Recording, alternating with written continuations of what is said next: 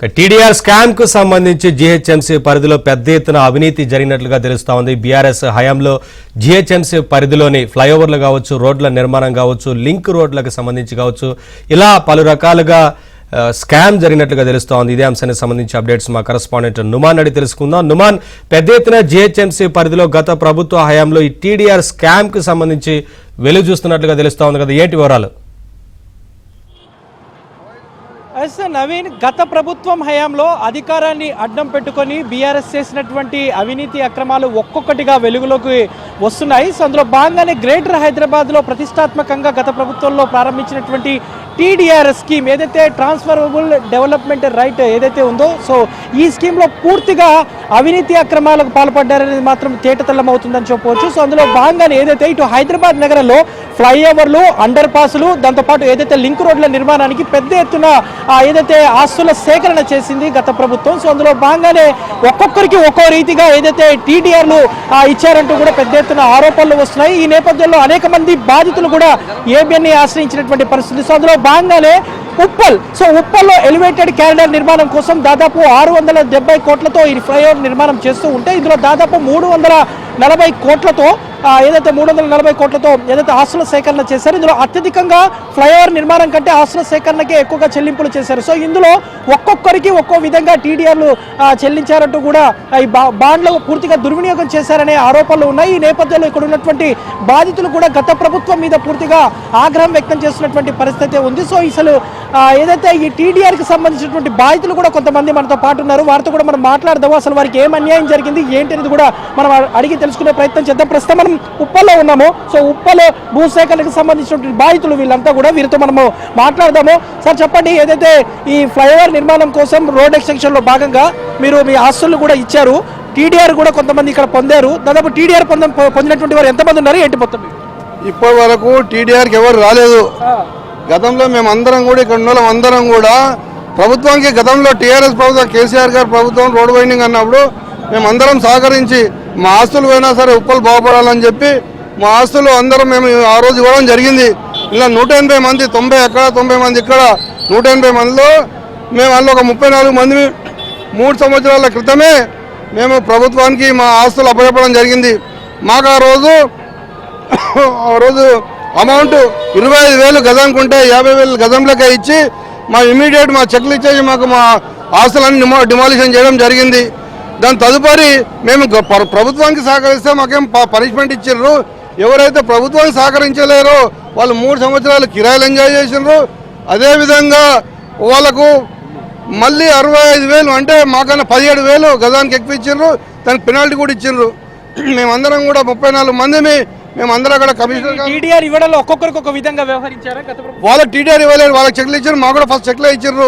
దాని తదుపరి మేము కోర్టుకు వెళ్ళినాం. మాకు కూడా సమన్యాయం కావాలని కోర్టుకు వెళ్తే కోర్టు ఏం చెప్పిందంటే వాళ్ళకి ఏ విధంగా వాళ్ళకి న్యాయం చేసినో వీళ్ళకి కూడా ఇవ్వని చెప్పి కోర్టు మాకు జడ్జిమెంట్ ఇచ్చింది.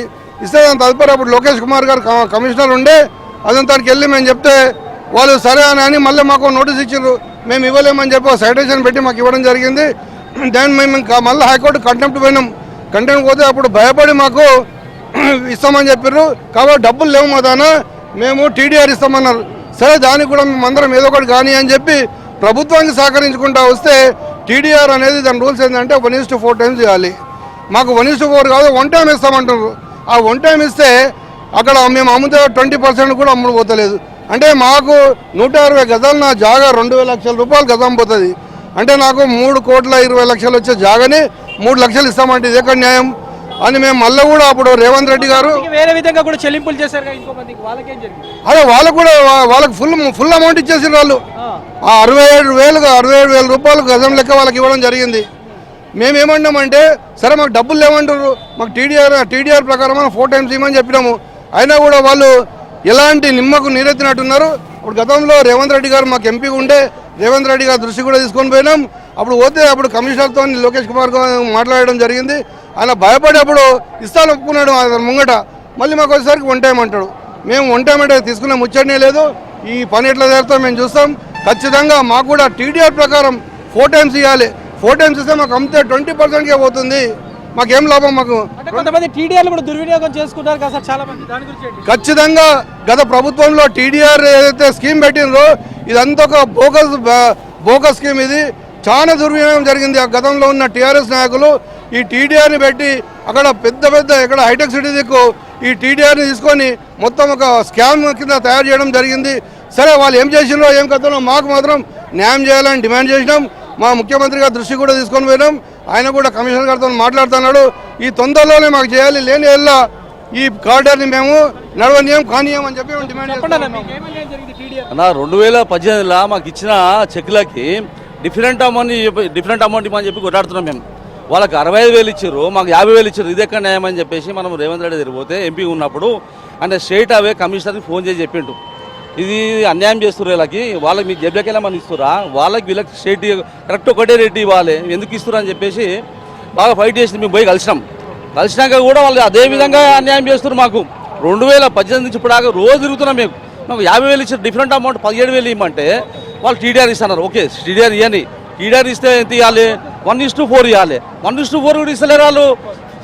మొత్తానికైతే ఇటు గత ప్రభుత్వం హయాంలో టీడీఆర్ని పూర్తిగా దుర్వినియోగం చేశారు. వాళ్లకు నచ్చిన వాళ్ళకు ఒక లెక్క, వేరే సామాన్యులకు ఇంకో లెక్క అనే విధంగా చేశారు. ముఖ్యంగా ఏదైతే ఈ టీడీఆర్ని తీసుకువెళ్ళి వేరే ప్రాంతాల్లో అంటే హైటెక్ సిటీ కానివ్వండి, వేరే ప్రాంతాల్లో ఇక్కడ ఆస్తులు కోల్పోయి అక్కడ 3 ఫ్లోర్లకు 4 ఫ్లోర్ల వరకు కూడా అనుమతులు పొందారంటూ కూడా అంటే విచ్చలవిడిగా ఇష్టానుసారంగా ఇటు టీడీఆర్ని గత ప్రభుత్వం హయాంలో కొంతమంది బీఆర్ఎస్ నేతలు కూడా హైదరాబాద్కి సంబంధించినటువంటి నగరానికి అభివృద్ధి చేస్తామని చెప్తే తమ ఆస్తులను ఇచ్చినా కూడా సో ఆ అభివృద్ధిని పక్కన పెట్టి తమ స్వప్రయోజనాల కోసము ఏదైతే ఈ ట్రాన్స్ఫర్మబుల్ డెవలప్మెంట్ రైట్ ని దుర్వినియోగం చేశారంటూ కూడా ఇక్కడ ఉప్పల్లో ఉన్నటువంటి స్థానికులు అయితే ఆగ్రహం వ్యక్తం చేస్తున్నారు. తమకు న్యాయం చేయాలంటూ కూడా సీఎం రేవంత్ రెడ్డి డిమాండ్ చేస్తున్నటువంటి పరిస్థితి. సో ఏదైతే ఇటు గత ప్రభుత్వం హయాంలో చేసినటువంటి ఒక్కొక్క అక్రమం అంటే ముఖ్యంగా ఇది జిహెచ్ఎంసీ పరిధిలో జరిగినటువంటి దాదాపు ఇది 1,00,000 కోట్లకు సంబంధించినటువంటి ఇది ఒక స్కామ్ గా చెప్పవచ్చు. సో దీని మీద కూడా సమగ్ర దర్యాప్తు జరపాలంటూ కూడా ఇటు నగరవాసులు అయితే డిమాండ్ చేస్తున్నటువంటి పరిస్థితి ఉందని చెప్పొచ్చు. నవీన్.